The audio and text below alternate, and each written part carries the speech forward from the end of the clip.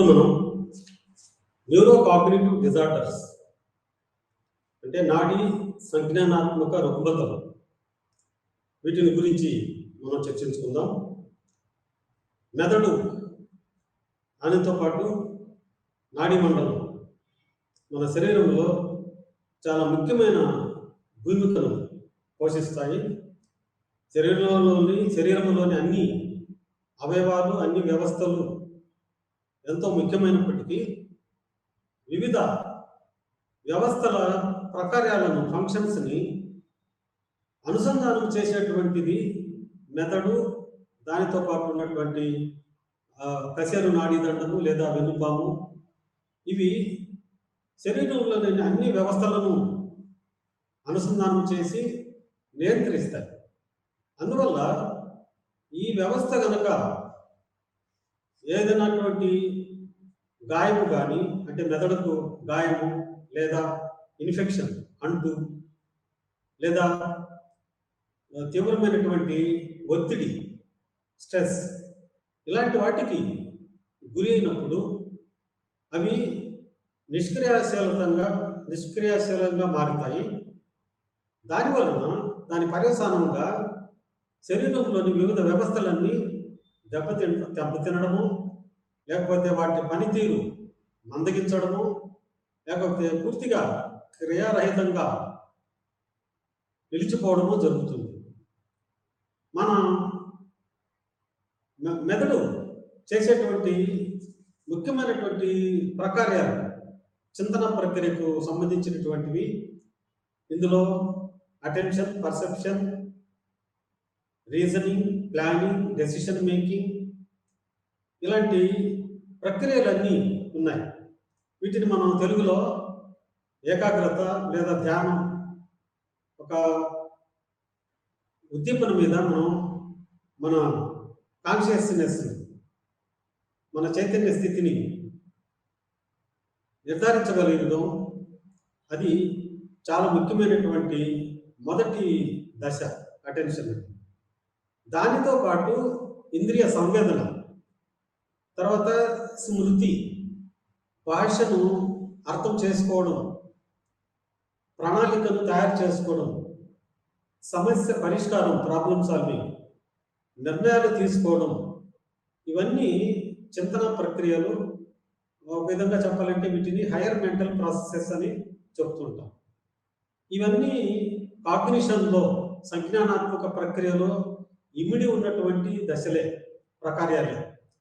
ఇవి దెబ్బతిన్నట్లయితే వ్యక్తి ఇంద్రియ జ్ఞానాన్ని సరిగా అనుభవించలేడు.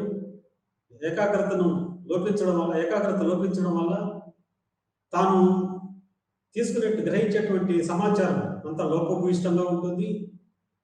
దానితో అతను తీసుకునేటువంటి నిర్ణయాలు కానీ, అతను చేసే పనులు కానీ పూర్తిగా అవకతవకలుగా అతని ప్రవర్తన మీద చాలా దుష్ప్రభావాన్ని చూపిస్తాయి. ఇవి కొన్ని సమయాల్లో వ్యాధుల వల్ల, మెదడుకు కొన్ని వ్యాధులు, మెనింజైటిస్ లాంటివంటి కొన్ని వ్యాధులు, వ్యక్తి వ్యాధుల బారిన పడినప్పుడు ఆ మెదడు పనితీరు లేదా నాడీ మండలం, ఆ నాడీ వ్యవస్థ పనితీరు దెబ్బతినడం, డిసీజ్, దీంతో పాటు ఇన్ఫెక్షన్, డ్యామేజ్, గాయం తగలడం, బలమైన గాయం తగలడము, దానివల్ల ఒక్కొక్కసారి శస్త్రచికిత్స జరిగినప్పుడు సర్జరీ ద్వారా కూడా కొంత మెదడులో కొంత భాగం ప్రభావితమై అది ఆ ప్రకార్యాలన్నీ పూర్తిగా దుష్ప్రభావానికి గురయ్యే ప్రమాదం ఉంది. దీనితో పాటు ఇంకొకటి డ్యామేజ్, గాయం తగలడం. ఇంకా కొన్ని సందర్భాల్లో ఇన్ఫెక్షన్ అంటూ, దీనివల్ల కూడా మెదడు పనితీరు దెబ్బతిని ఎన్నో అవకతవకలకు, చింతన ప్రక్రియలు కానీ, అనుభూతులు కానీ, ప్రపంచాన్ని అర్థం చేసుకోవడం, పర్సెప్షన్, ప్రత్యక్షీకరణ కానీ, ఇవన్నీ కలిపి కాగ్నిటివ్ ప్రాసెసెస్గా మనం పేర్కొంటున్నాం. ఈ సంజ్ఞానాత్మక ప్రక్రియలన్నీ ఈ నాడీ మండలం సరిగా పనిచేయకపోయినట్లయితే ఈ దుష్ప్రభావాలకు వ్యక్తి గురి అవుతాడు. అందులో DSM-5 diagnostic and statistical manual ప్రచురించినటువంటి 5వ మాన్యువల్ ప్రకారము 3 రకాలైనటువంటి నాడీ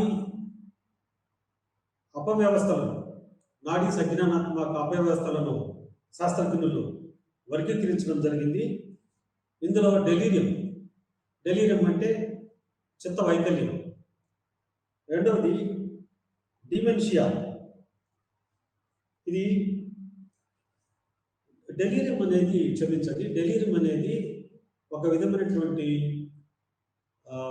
మత్తు, మైకము లేదా సన్నిపాతం అని చెప్పవచ్చు. వ్యక్తి కలవరపాటుకు గురి కావడము, ఒక విధమైనటువంటి మానసిక గందరగోళానికి గురి కావడము, కలవరపాటు, పిచ్చి పిచ్చిగా మాట్లాడటం, ఇది తటాలను సంభవించేటువంటి స్థితి. ఇది డెలీరియం మనం తెలుగులో మానసిక గందరగోళంగా, మానసిక సంజ్ఞానాత్మక క్రియారహితమైన స్థితిగా మనం చెప్పుకోవచ్చు. డిమెన్షియా అనేది చిత్తవైకల్యం. ఇందులో చిన్న పొరపాటు చెప్పడం జరిగింది. డెలీరియం అనేది మానసిక గందరగోళం, డిమెన్షియా అనేటువంటిది చిత్త వైకల్యం.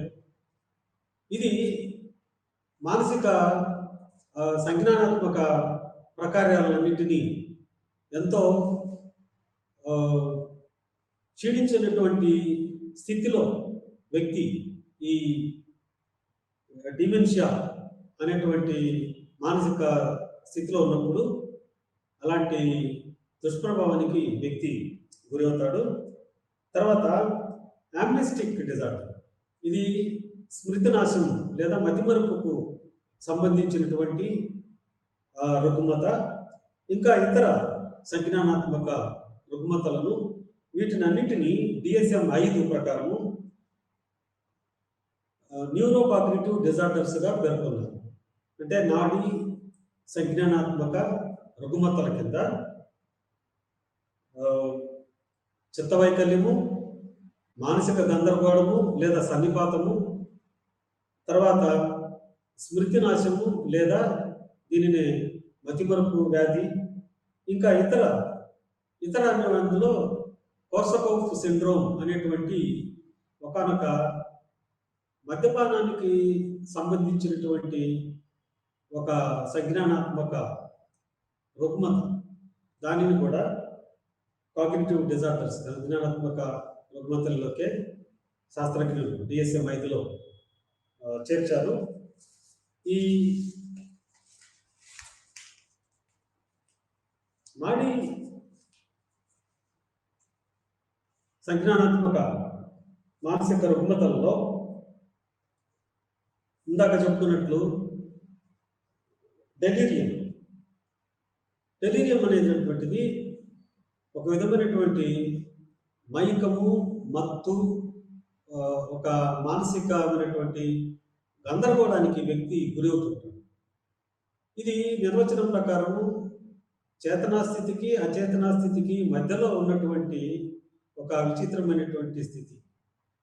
వ్యక్తి తను ఏం మాట్లాడుతున్నాడో, ఏ సంవేదనలను తను గ్రహించగలుగుతున్నాడో అవగాహన ఉండదు. అలాగని పూర్తిగా అచేతన స్థితి లేదా అపస్మారక స్థితి కూడా కాదు. కొంతవరకు వేక్ఫుల్గానే ఉంటాడు, కొంత జాగ్రత్త అవస్థ ఉంటుంది, కొంత అచేతన స్థితి ఉంటుంది. ఇది ఒక విచిత్రమైనటువంటి స్థితి డెలీరియం అనేది. ఇది ఈ స్థితిలో ఉన్నప్పుడు వ్యక్తి చైతన్యాన్ని చాలా వరకు కోల్పోతాడు. తన ఎలాంటి స్థితిలో ఉన్నాడనేటువంటి ఉనికిని కూడా ఒకసారి సరిగా గుర్తించలేనటువంటి పరిస్థితి. అయితే ఈ మానసిక గందరగోళము ఒక్కొక్కసారి తారాస్థాయికి చేరుతుంది, ఒక్కొక్కసారి తగ్గుతుంది. ఇది ఫ్లక్చుయేషన్ అవుతూ ఉంటుంది. కొంచెం ఒడిదుడుకులు ఈ ప్రభావం అనేటువంటిది స్థిరంగా అలాగే ఉండిపోకుండా ఒకసారి కాస్త ఎక్కువగా, కొంచెం తీవ్రంగా, మరి కొంత సమయం తర్వాత కొంచెం తగ్గి స్వల్ప స్థాయికి చేరుకోవడం ఇలా జరుగుతూ ఉంటుంది. ఈ స్థితిలో ఉన్నప్పుడు వ్యక్తి తన జ్ఞాపకశక్తిని తన జ్ఞాపకశక్తి మందగిస్తుంది. మెమరీ, తర్వాత ఏకాగ్రత లేదా అవధానం, దానికి సంబంధించినటువంటి శక్తి కూడా సన్నగిల్లుతుంది. ఇందులో హాల్యూసినేషన్స్, డెల్యూషన్స్ కూడా సర్వసాధారణంగా వ్యక్తి గురి అవుతుంటాడు. ఈ హాల్యూసినేషన్స్ అనేటువంటివి విభ్రాంతి, డెల్యూషన్ అనేది విభ్రమం. ఈ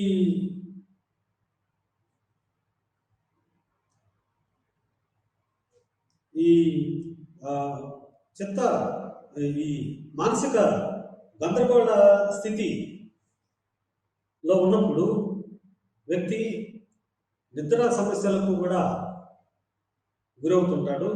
సరిగా నిద్ర లేకపోవడము, తర్వాత తన మానసిక ప్రకార్యాలు, తాను చేయదలుచుకున్నటువంటి పనులను కానీ, విద్యుత్ ధర్మాలను కానీ సరిగా నిర్వర్తించలేకపోతాడు. ఇందులో ఇందాక చెప్పుకున్నట్టు డెల్యూషన్ అనేది విభ్రాంతి, హాల్యూసినేషన్ అనేది విభ్రమం. డెల్యూషన్ అనేది ఒక నమ్మకం, ఒక అభిప్రాయం. ఇది తప్పుడు అభిప్రాయం. కానీ హాల్యూసినేషన్ అనేది విభ్రమం. ఇది ఎటువంటి సరైనటువంటి ఉద్దీపనలు లేకపోయినప్పటికీ వ్యక్తి వాటిని సంవేదన చెందడం జరుగుతుంది. అక్కడ వ్యక్తులు ఎవరు లేకపోయినా, ఎవరో వ్యక్తులు తనకు కనిపించినట్లు అతను విభ్రమకు గురి అవుతాడు. ఇది హాల్యూసినేషన్. తర్వాత కొన్ని శబ్దాలకు సంబంధించినటువంటి విభ్రమలు కూడా ఉంటాయి. ఇలాంటి మానసిక అవకతవకలు కూడా ఈ డెలీరియం స్థితిలో వ్యక్తి పాల్పడతాడు. తర్వాత ఇతను గాలిలోకి, శూన్యంలోకి చూస్తున్నట్టుగా ఉంటాడు. ఈ స్థితిలో ఎక్కువగా వ్యక్తి డిప్రెషన్కు గురైనటువంటి వ్యక్తుల్లో, అంటే అవసాదానికి లేదా కృంగుబాటుకు గురైనటువంటి వ్యక్తుల్లో ఇది ఒక కారణంగా చెబుతున్నారు. ఎటువంటి వారు ఈ మానసిక గందరగోళానికి గురి అవుతారంటే కారణాలను మనం ఇటియాలజీ లేదా కారణాలకు కనుక మనం చర్చించుకున్నట్లయితే అందులో ఈ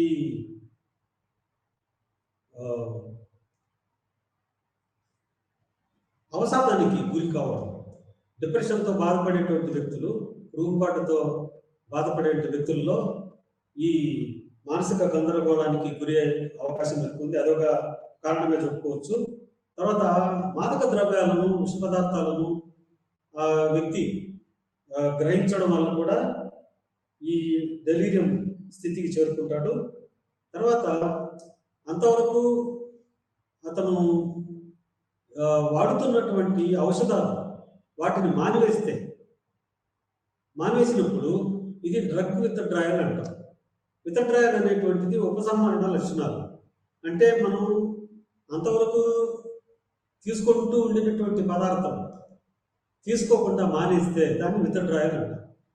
అది హఠాత్తుగా మానేయడం వలన ఈ అవకతవకలు కొంతమందిలో, అంటే ఔషధాలను సేవించడంలో అంతరాయం కలగడం ఒక కారణంగా శాస్త్రజ్ఞులు చెబుతున్నారు.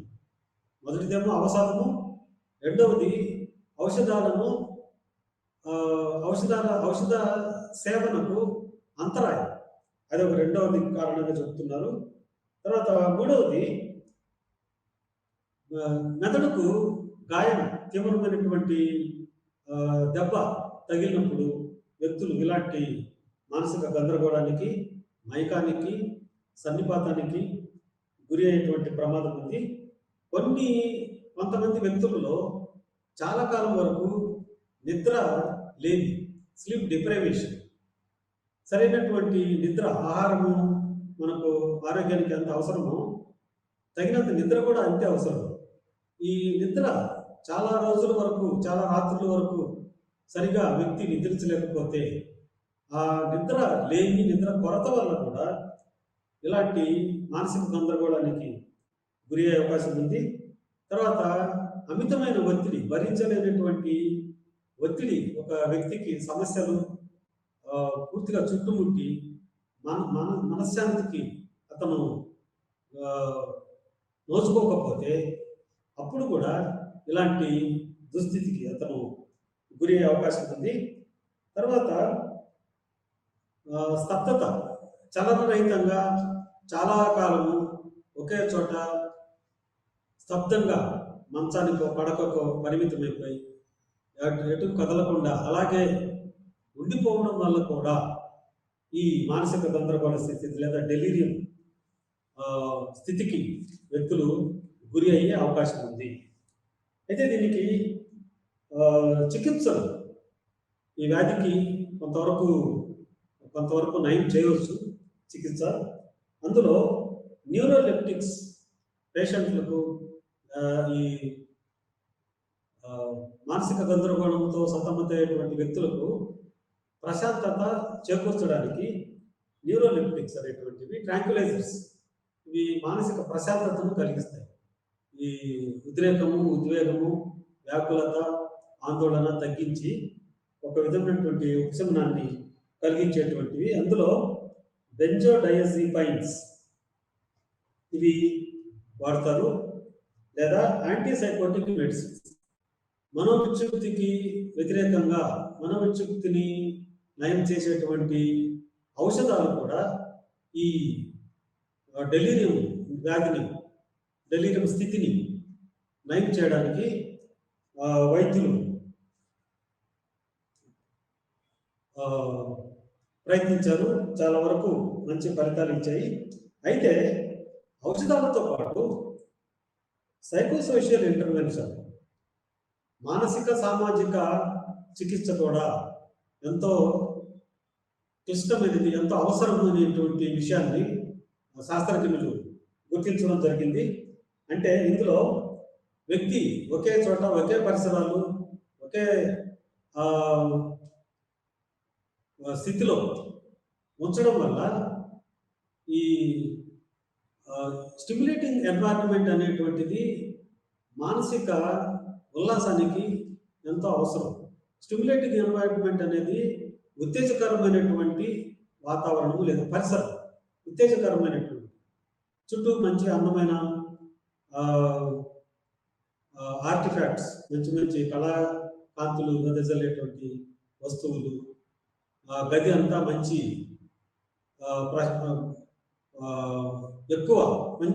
మరీ ఎక్కువ కాదు, తగినంత వెలుతురు, గాలి, పరిశుభ్రమైనటువంటి పరిసరాలు, తర్వాత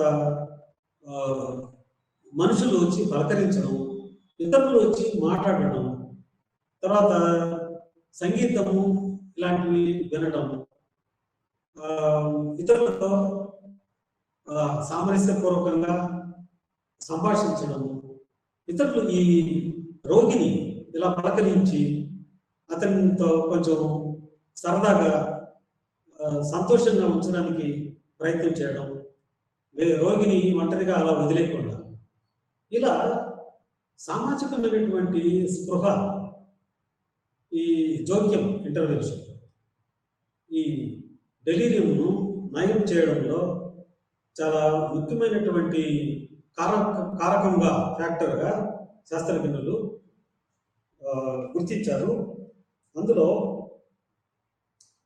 తనకు ఆ వ్యక్తికి కనిపించేటువంటి చుట్టుపక్కల పరిసరాల్లో ఉన్నటువంటి ఫోటోలు కానీ, గోడ గడియారం కానీ, ఇంకా ఇతర వస్తువులు అతనికి బాగా స్పష్టంగా కనిపించేటువంటి దగ్గరగా ఉంచడం, ఇలా వ్యక్తి తాను చూసినవి చూడడం ద్వారా, అందమైన దృశ్యాలను చూడడం ద్వారా, మధురమైనటువంటి శబ్దాలు లేదా సంగీతం వినడము, ఇలా సరదాగా వ్యక్తులతో కాలం గడుపుతున్నట్లయితే ఈ మానసిక గందరగోళం నుంచి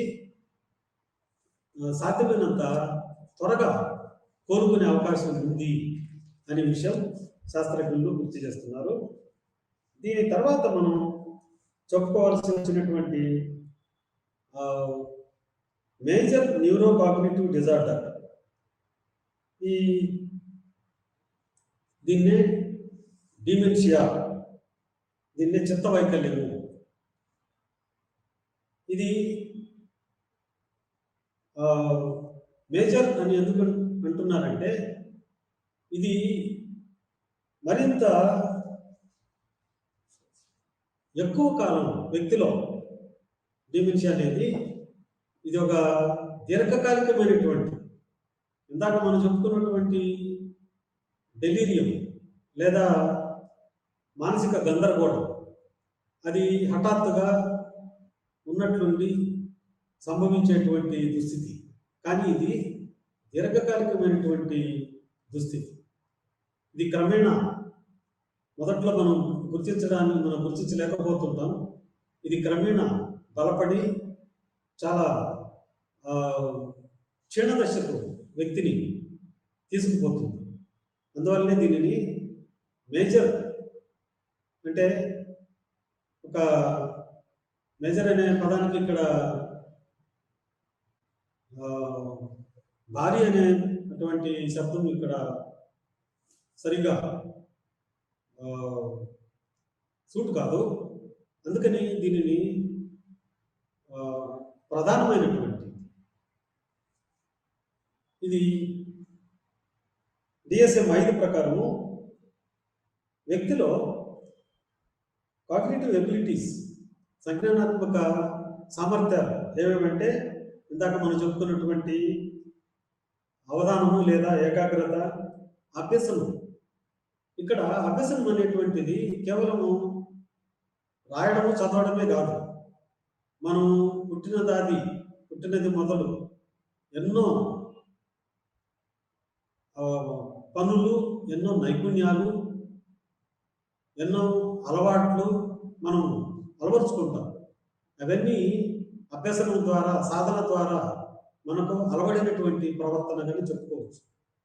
మనం ఒక సైకిల్ను తొక్కడానికి కానీ, ఒక కారును నడపడానికి కానీ, ఒక చెస్ చదరంగం క్రీడ ఆడడం కానీ, ఇవన్నీ అభ్యసనం ద్వారా సాధించినటువంటి ఫలితాలని చెప్పుకోవచ్చు.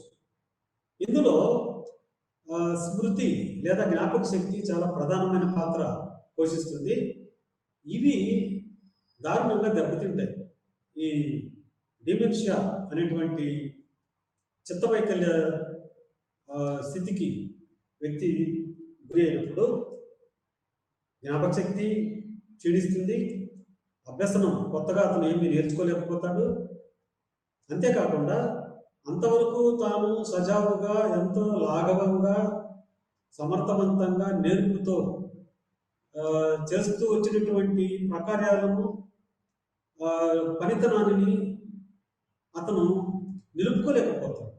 అంటే ముందు తాను చేస్తున్నటువంటి పనులను, ఒకవేళ అతను ముందు కారు నడపడం, లేకపోతే టెన్నిస్ ఆడడము, చక్కగా చేతురాత రాయడం, ఇలాంటి పనులు తను సజావుగా చేసుకుంటూ ఉన్నప్పటికీ ఈ వ్యాధి బారిన పడినప్పుడు అవన్నీ కొద్దిగా క్షీణిస్తూ చివరకు పూర్తిగా నిష్క్రియాత్మకంగా మారతాడు. అంత దుష్ప్రభావం చూపుతుంది ఈ వ్యాధి. తర్వాత భాషను మాట్లాడడం కానీ, అర్థం చేసుకోవడంలో కానీ, లాంగ్వేజ్లో ఇతనికి సమస్య ఏర్పడుతుంది. ప్రత్యక్షీకరణ, ఈ సంవేదనలను అర్థం చేసుకోవడం, ఇది చాలా ముఖ్యమైనటువంటి ప్రక్రియ. మానసిక ప్రక్రియలలో మనం చూసినవి, విన్నవి, వాసన గ్రహించినవి, రుచించినవి, వీటినన్నింటినీ అర్థం చేసుకోవడము, దానికి అర్థం ఇవ్వడం, ఇది చాలా ముఖ్యమైనటువంటి ప్రక్రియ. ఇది దెబ్బతిన్నట్లయితే మన ఆ, ప్రవర్తన, మన మూర్తిమత్వం కూడా ఎంతో ఆ, దెబ్బతింటుంది.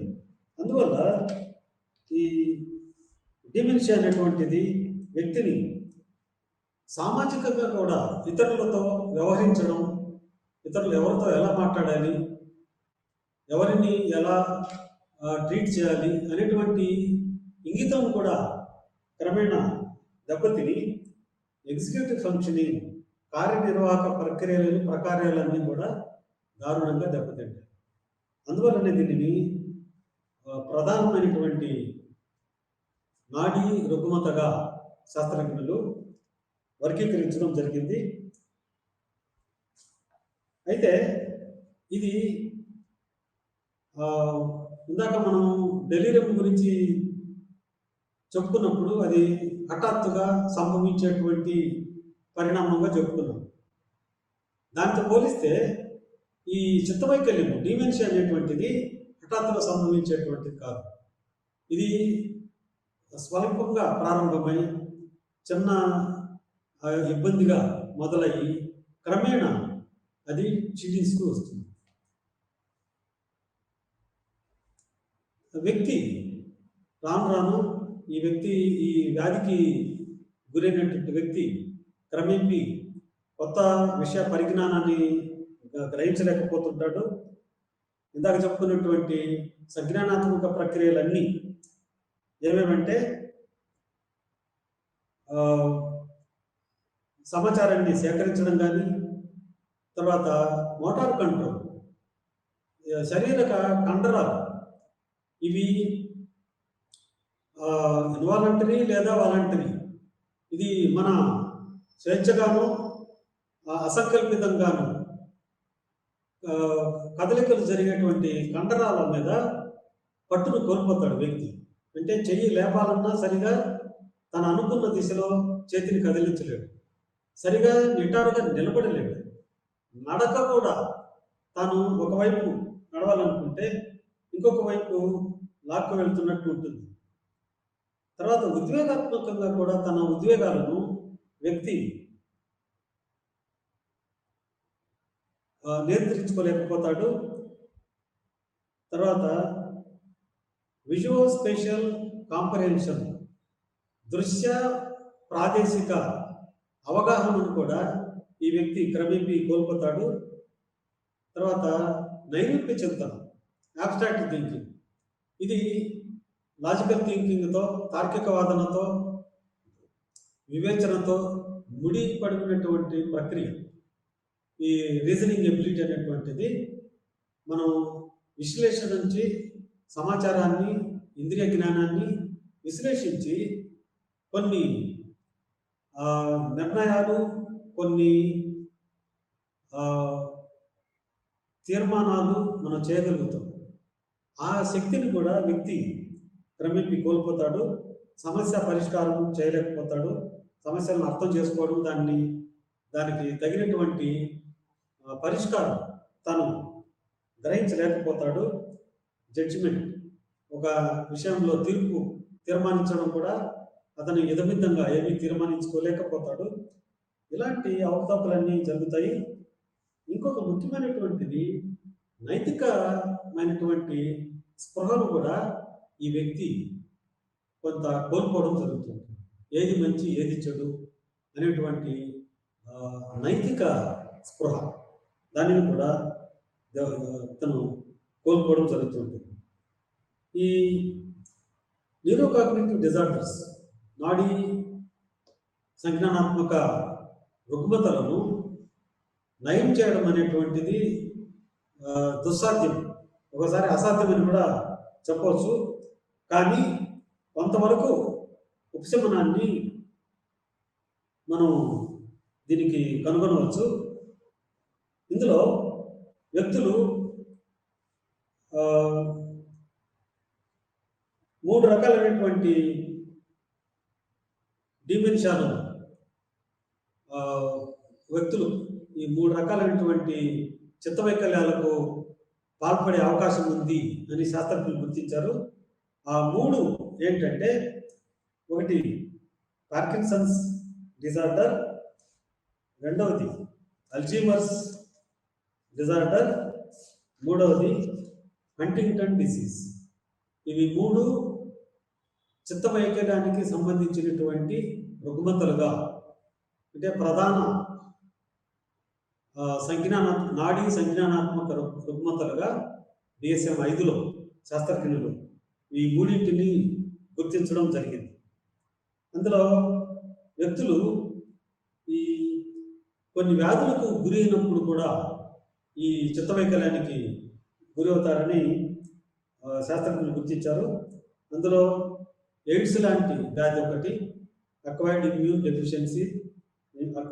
డెఫిషియన్సీ సిండ్రోమ్ అనేటువంటి వ్యాధికి గురైనటువంటి వ్యక్తులు, లేదా మెదడుకు సంబంధించినటువంటి మెనింజైటిస్ లేదా సిఫిలిటిస్ అనేటువంటి మెదడుకు సంబంధించినటువంటి వ్యాధులు, వాటికి గురైనటువంటి వ్యక్తుల్లో కానీ ఈ సంజ్ఞానాత్మక లోపాలు తలెత్తే అవకాశం ఉంది. వీటితో పాటు ట్యూమర్స్, మెదడులో కణితులు, ఇవి ఒక్కొక్కసారి మెదడు క్యాన్సర్కు కూడా దారి తీయచ్చు. ఈ ఇన్ఫెక్షను అంటే అంటూ లేదా మెదడులో లేదా కపాలంలో కూడా ఒక్కొక్కసారి ఈ కణితులు ఏర్పడడం వల్ల అనాక్సియా అనేటువంటిది, ఈ జీవకణాలకు తగినంత ఆక్సిజన్ వాయువు, ప్రాణవాయువు అని కూడా అంటాం మనం. ఆక్సిజన్ తగినంత ప్రాణవాయువు చాలా కాలం వరకు లభించకపోవడం వల్ల కూడా ఈ చిత్తవైకల్యానికి వ్యక్తులు గురి అయ్యేటువంటి ప్రమాదం ఉంది. తర్వాత తలకు తీవ్రమైనటువంటి గాయాలు, పదే పదే గాయాల బారిన పడడం, ఒక్కొక్కసారి విష పదార్థాలను పీల్చుకోవడం, ఉదాహరణకు మెర్క్యూరీ, పాదరసం, కార్బన్ మోనాక్సైడ్ ఇలాంటి విష పదార్థాలకు వ్యక్తి గురి అయినప్పుడు కూడా ఈ చిత్తవైకల్య బారిన పడేటువంటి ప్రమాదం ఉంది అని శాస్త్రజ్ఞులు హెచ్చరిస్తున్నారు. న్యూరోకాగ్నిటివ్ డిజార్డర్స్ను గుర్తించడానికి కొన్ని ప్రమాణాలను ఇక్కడ నిర్దేశించారు. వ్యక్తి తన ఉనికిని సరిగా గుర్తించలేకపోవడం, తన ఏకాగ్రతను, అవధానాన్ని కోల్పోవడం, అలాగే కార్యనిర్వాహక ప్రక్రియలను తన దైనందిన జీవితంలో, నిజ జీవితంలో తాను నిర్వర్తించాల్సినటువంటి విద్యుత్ ధర్మాలను సరిగా నిర్వర్తించలేకపోవడము, అభ్యసనము, కొత్తగా విషయాలను నేర్చుకోలేకపోవడము, స్మృతి వినాశము అంటే జ్ఞాపక శక్తి సన్నగిల్లి దెబ్బతినడము, భాషను వాడడము లేదా భాషను సరిగా సంభాషించలేకపోవడము, లేదా ఇతరులు మాట్లాడిన మాటలను అర్థం చేసుకోలేకపోవడము, తర్వాత ఆ విషయాన్ని సరిగైనటువంటి అవగాహన చేసుకోలేకపోవడం, తాను సంగ్రహించినటువంటి సంవేదనను సరిగా అవగాహన చేసుకోలేకపోవడం, తర్వాత motor and social, perceptual motor and social corporation, ఈ భావాలను సరిగా గ్రహించలేకపోవడము, చాలక కండరాలు, తన శరీర కదలికలకు సంబంధించినటువంటి కండరాలను సరైనటువంటి సమర్థంగా, లాఘవంగా వాటిని కదిలించలేకపోవడం. ఇంకొకటి సామాజిక ప్రత్యక్షం, వ్యక్తులను సరిగా గుర్తించి ఇతరుల మనోభావాలను గుర్తిరిగి తన మనోభావాలను వారికి అందజేసి వారితో వ్యతిచర్య జరిపేటువంటి సమర్థత కోల్పోయినట్లయితే దానిని మనం న్యూరోకాగ్నిటివ్ డిజార్డర్గా చెప్పవచ్చు అని శాస్త్రజ్ఞులు పేర్కొంటారు. మొదటిది ఈ డిమెన్షియాలో మనం ఇందాక 3 రకాలైనటువంటి వ్యాధులను చెప్పుకున్నాం. అందులో మొదటిది పార్కిన్సన్స్ డిసీజ్. ఇది దీర్ఘకాలికమైనటువంటి, అంటే సడన్ గా తటాలను సంభవించేటువంటి దుస్థితి లేదా రుగ్మత కాదు. ఇది క్రమేణా ప్రోగ్రెసివ్ న్యూరో డీజనరేటివ్ కండిషన్. మన నాడీ మండలంలో నాడీ కణాలు కొన్ని క్షీణిస్తూ ఉంటాయి. మళ్ళీ కొత్త నాడీ కణాలు పునరుత్పత్తి జరుగుతుంది అనేటువంటి విషయం శాస్త్రజ్ఞులు గుర్తించారు. అయితే కొందరు వ్యక్తులలో ఇందాక చెప్పుకున్నటువంటి కొన్ని కారణాలు ఏవైతే ఉన్నాయో, అనాక్సియా కానీ, ఆక్సిజన్ సరిగా లేకపోవడం చిన్న, తర్వాత ఇంకొక ముఖ్యమైనటువంటి ఆవిష్కరణ ఏంటంటే వైటమిన్ బి లోపం వలన కూడా వ్యక్తులు ఇలాంటి చిత్తవైకల్యానికి గురి కావడం. ఇది ఆశ్చర్యం కలిగించేటువంటి విషయం. మెదడులో కణుతులు, పదే పదే తలకు, నాడీ మండలానికి తీవ్రమైనటువంటి గాయాలు తగలడం, విష పదార్థాలకు గురైనప్పుడు పాదరసం, మెర్క్యూరీ లాంటి పదార్థాలు, లెడ్, సీసం లాంటి పదార్థాలకు ఎక్స్పోజ్ కావడం, ఇలాంటి పరిస్థితుల్లో వ్యక్తులు క్రమేణా నాడీ కణాలు క్షీణత విపరీతంగా జరిగి, అంటే శరీరంలో ఉత్పత్తి అయ్యేటువంటి కొత్త నాడీ కణాల కంటే శరీరంలో క్షీణించిపోయేటువంటి నాడీ కణాలు చాలా విపరీతమైనటువంటి నిష్పత్తిలో క్షీణిస్తున్నాయి. తప్పకుండా అప్పుడు అది మెదడు సమర్థవంతంగా పని చేయలేకపోతుంది. తగినన్ని నాడీ కణాలు ఉంటేనే మన ప్రకారాలన్నింటినీ, ఆలోచన కానీ, అవధానం కానీ, తర్వాత డెసిషన్ మేకింగ్ కానీ, ప్రణాళిక కానీ, సమస్య పరిష్కారం కానీ, వివేచన కానీ, ఇవన్నీ మనం సక్రమంగా చేయాలంటే నాడీ వ్యవస్థ తగినటువంటి స్థితిలో ఉండాలి, సౌండ్ కండిషన్లో ఉండాలి. ఈ క్షీణత, నాడీ కణాల క్షీణత విపరీతంగా ఉన్నప్పుడు సహజంగానే వ్యక్తి ఆ సామర్థ్యాన్ని కోల్పోవడం సహజమే.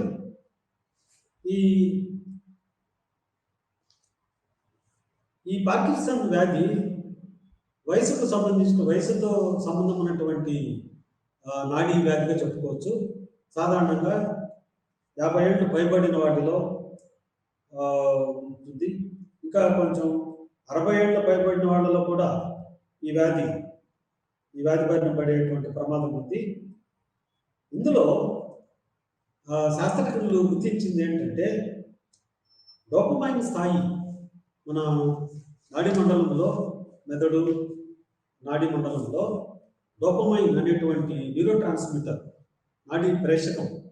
ఇవి నాడీ ప్రేషకాలు చాలా స్వల్పమైనటువంటి స్థాయిలోనే అవి చేయబడతాయి నాడీ మండలంలో. అవి మోతాదులో ఉంటాయి. అది చాలా స్వల్పంగా స్రవించినా, అధికంగా స్రవించినా అది అనర్థాలకు దారితీస్తుంది. ఈ పార్కిన్సన్ వ్యాధి బారిన పడిన వ్యక్తుల్లో డోపమైన్ స్థాయి 20% కంటే తక్కువగా పడిపోయినట్లు గుర్తించారు. తర్వాత మెదడులో నిగ్ర అనేటువంటి ప్రదేశానికి సంబంధించినటువంటి ఆ ప్రాంతంలో, నాడీ మండల ప్రాంతంలో దాదాపు 50% నాడీ కణాలు చాలా దెబ్బతిన్నట్టుగా శాస్త్రజ్ఞులు గుర్తించారు. కాబట్టి ఈ ప్రాంతం మెదడులో నిగ్ర అనేటువంటి ప్రాంతం, అక్కడే ఈ డోపమైన్ అనేటువంటి నాడీ ప్రేషకం, న్యూరో ట్రాన్స్మిటర్ విడుదలవుతుంటుంది. అది ఒక కారణంగా శాస్త్రజ్ఞులు గుర్తించారు. తర్వాత ఈ వ్యాధి బారిన పడినటువంటి వ్యక్తులు వారి జీవన శైలి నాణ్యత క్రమేణా దెబ్బతింటడం శాస్త్రజ్ఞులు గుర్తించారు. ఇందులో 4 ప్రధాన లక్షణాలు మనకు భౌతికంగా మనం గుర్తించవచ్చు. ఒకటేమో ట్రెమర్స్, అంటే వణుకు, శరీర కండరాలు స్థిరంగా వ్యక్తి స్థిరంగా దానిని మెయింటైన్ చేయలేకపోతారు, వణుకుతుంది. కాళ్ళు కానీ చేతులు కానీ వణకడం. ఇంకొకటేమో రిజిడిటీ, బిగుసుకుపోయినట్టుగా ఉన్నారు కండరాలు, కొంచెం మార్దవంగా మృదువుగా సంకోచ వ్యాకోచాలు జరిగేటువంటి స్థితిని కోల్పోవడం వలన ఒక విధమైనటువంటి బిగుసుకుపోయినట్టుగా మనం గమనించవచ్చు శరీర అవయవాలు, కండరాలు. దీన్ని క్షమించండి, ఇది రెండవది. మూడవది స్లోనెస్ ఆఫ్ మూమెంట్, శరీర కదలిక మందగిస్తుంది. దీనినే బ్రాడీకైనీసియా. ఈ నడక లేదా శరీర అవయవాల కదలిక చాలా నిదానంగా ఉంటుంది, మందగిస్తుంది. నాలుగో లక్షణం ఏంటంటే నడక ఇబ్బంది. ఇతను అనుకున్న దిశలో నడవలేకపోతాడు. దీన్ని హైపోకైనీసియా లేదా పావర్టీ ఆఫ్ మూమెంట్. కదలికలు సరిగా సజావుగా ఉండవు. తను ముందుకు వెళ్ళాలనుకుంటే పక్కకి లాగేసినట్టుగా అతని భావన అలా ఉంటుంది. ఈ 4 లక్షణాలతో పాటు వ్యక్తి శూన్యంలోకి చూస్తున్నట్టుగా ఉంటాడు. తర్వాత సమర్థవంతంగా నేర్పరితనంగా చేసేటువంటి పనులను ఇప్పుడు అంత సమర్థవంతంగా చేయలేడు. ఉదాహరణకు అతను బాగా మంచి అందమైన ఆర్ట్ వేయగలిగినటువంటి వ్యక్తి ఈ వ్యాధికి గురైనప్పుడు ఆ బ్రష్ను పట్టుకోవడం కానీ, ఆ కొంచెను కదిలించడం కానీ అంత లాఘవంగా ఇతని హస్తలాఘవాన్ని లేదా శరీర లాఘవాన్ని కోల్పోతాడు. అందువల్ల అంత కళాత్మకంగా ఇతని కదలికలు ఉండవు. ఇంకొకటి, శారీరకంగా, మానసికంగా, సామాజిక పరంగా ఇతను తన ఆరోగ్యాన్ని, మూర్తిమత్వాన్ని కోల్పోతాడు. ఇదేంటంటే ఇతను డిప్రెషన్కు గురవుతాడు. ఇది తర్వాత ఆపతి అనేటువంటిది ఎలాంటి అనుభూతులను చూపలేకపోవడం. దీన్నే మనం నిమ్మకు నీరెత్తినట్లు అనుకుంటాము. ఎలాంటి అనుభూతి పొందలేకపోవడం. అది దీనితో పాటు నిద్ర సమస్యలు కూడా ఇతనికి ఎదురవుతాయి. దానితో పాటు హాల్యూసినేషన్స్ అనేటువంటివి విభ్రమ, ఉద్దీపన లేకపోయినప్పటికీ అక్కడ ఏదో శబ్దం వస్తుంది, లేదా అక్కడ ఎవరో వ్యక్తులు ఉన్నారు. సాధారణ వ్యక్తులకు అలా ఎవరు కనిపించరు. ఇవి దృశ్యమైనటువంటి విభ్రమలు కావచ్చు, లేదా వినికిడికి సంబంధించినటువంటి విభ్రమలు కావచ్చు, ఒకసారి వాసనలకు సంబంధించినటువంటివి కూడా కావచ్చు. సో ఇలాంటి విభ్రమలు వ్యక్తి అనుభవిస్తాడు. తర్వాత దీనికి చికిత్స శాస్త్రజ్ఞులు డోపమైన్, ఎందుకంటే డోపమైన్ విడుదల చాలా స్వల్పంగా ఉన్న వ్యక్తులే ఈ వ్యాధి బారిన పడుతున్నారని అధ్యయనాలు చదువుతున్నాయి. కాబట్టి దీన్ని నయం చేయడానికి ఔషధాల పరంగా చూస్తే డోపమైన్స్ ఉపయోగించారు. అయితే దీనికి కారణాలు, జన్యుపరమైనటువంటి కారణాలను చూపిస్తూ కొన్ని అధ్యయనాలు వెలువడ్డాయి. అందులో స్వీడన్లో జరిగినటువంటి ఒక లాంగిట్యూడినల్ స్టడీ. ఈ లాంగిట్యూడినల్ స్టడీ అనేటువంటిది కొంత కాలం, అంటే కొన్ని సంవత్సరాల పాటు జరిగినటువంటి అధ్యయనం ప్రకారం 34% మంది వ్యక్తులు జన్యుపరమైనటువంటి కారణాల వల్లనే ఈ పార్కిన్సన్ వ్యాధికి గురైనట్టు గుర్తించారు. 34% వ్యక్తులు మాత్రమే జన్యుపరమైనటువంటి లేదా అనువంశికపరమైనటువంటి అంటే బంధువులలో, దగ్గర బంధువులలో లేదా అనువంశికంగా వారసత్వపరంగా ఎవరైనా కుటుంబీకులకు ఎవరికైనా ముందటి తరాలు ఎవరికైనా లేదా ప్రస్తుత తరంలో కానీ ఎవరికైనా ఉన్నట్లయితే వారికి సంబంధించినటువంటి బంధువులలో ఈ ఈ జబ్బుకు పాల్పడే అవకాశము 34%గా అక్కడ గుర్తించారు. అయితే మిగతా 66% వ్యక్తులు పరిసరాల ప్రభావం వల్ల గురైనట్లే మనం చెప్పుకోవాల్సి వస్తుంది. అందువల్ల పరిసరాలు కూడా పార్కిన్సన్ వ్యాధికి కారణాలుగా మనం చెప్పుకోవచ్చు. అంటే జీవనశైలి, ఒడిదుడుకులు, ఒత్తిళ్లు,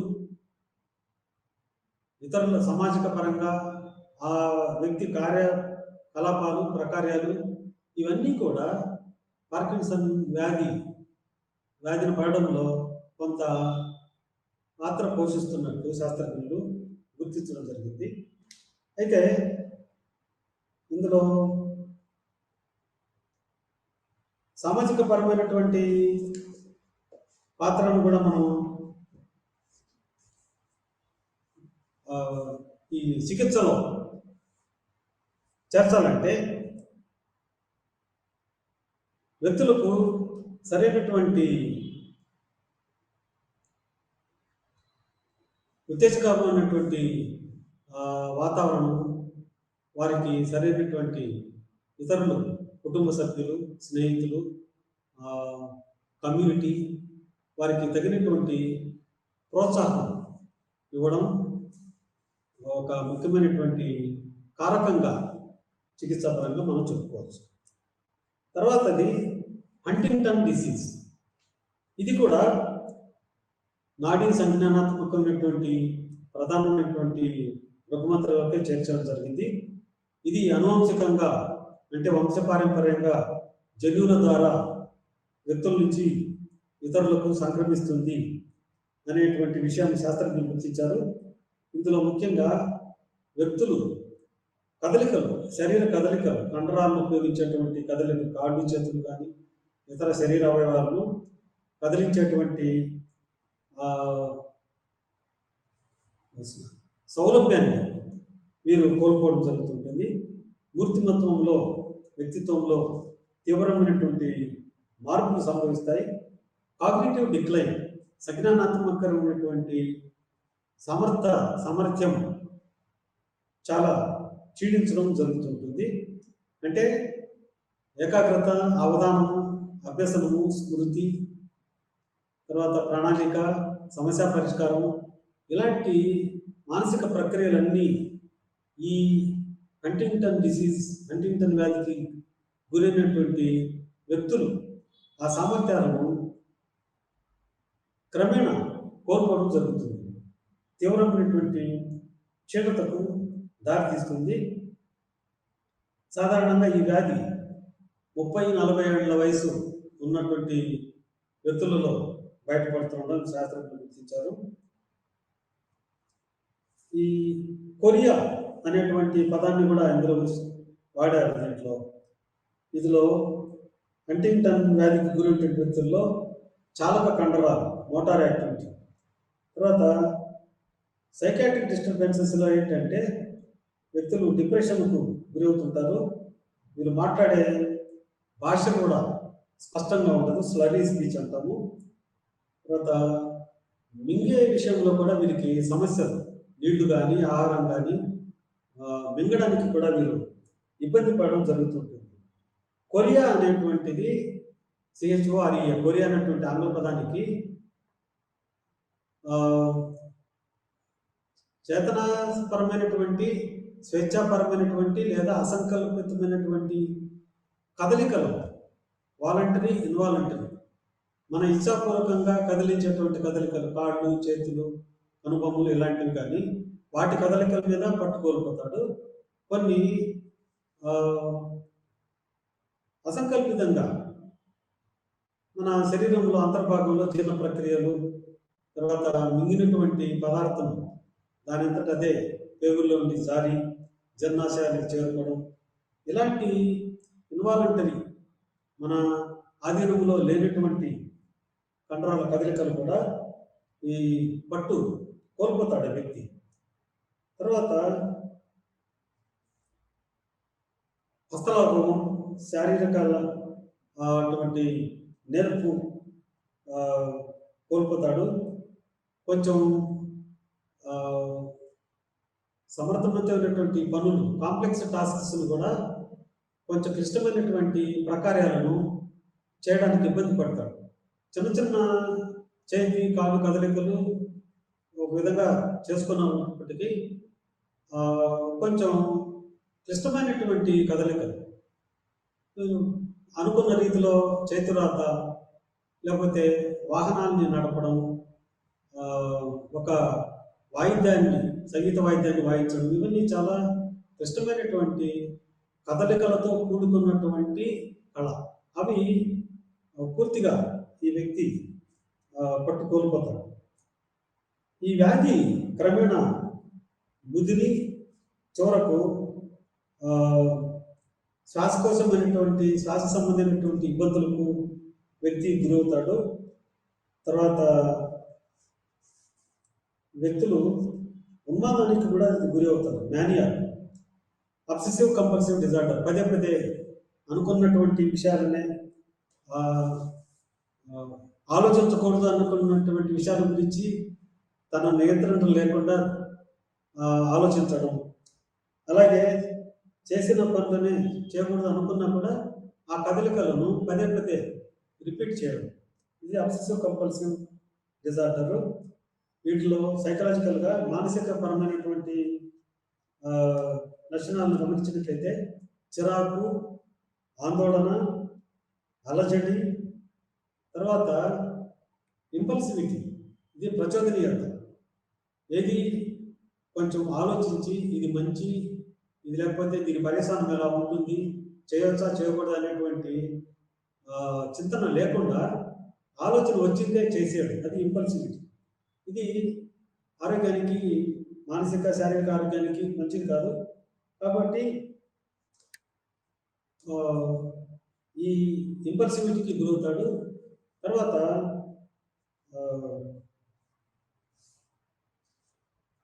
నిర్లిప్తత, ఆవేదన, యాపతి, ఉదాసీనత, ఇతను ఎలాంటి భావోద్వేగాలను వ్యక్తం చేయలేకపోతాడు.